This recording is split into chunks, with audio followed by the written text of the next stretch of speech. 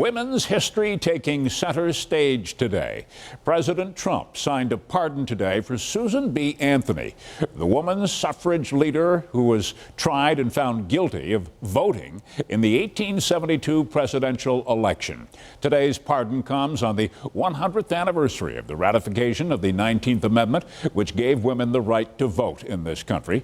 Tonight, 7 Eyewitness News reporter Olivia Proya takes a closer look at the role that Western New York women have played in this historic achievement.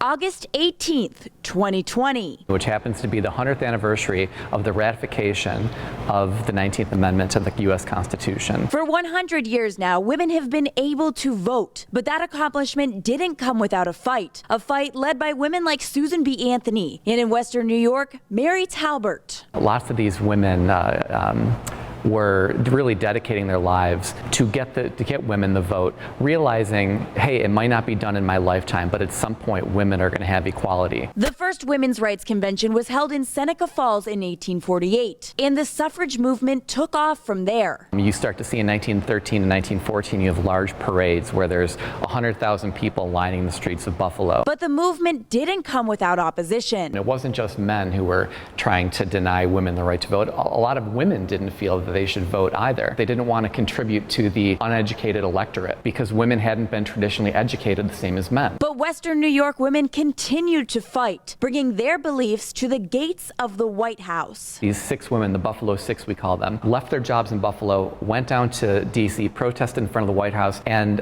in many instances were arrested time and time again. They were imprisoned, went on hunger strikes, and were even force-fed, all to ensure women would have the right to vote. One of the important things that happens right after the ratification is New York forms this League of Women Voters in 1919. And largely what it sought to do was to educate women on how to vote, the issues of the day. But after 20 years, women started to turn out in greater numbers than men in elections. And that's a number that still continues to this day and will certainly continue into November. In Buffalo, Olivia Proya, 7 Eyewitness News.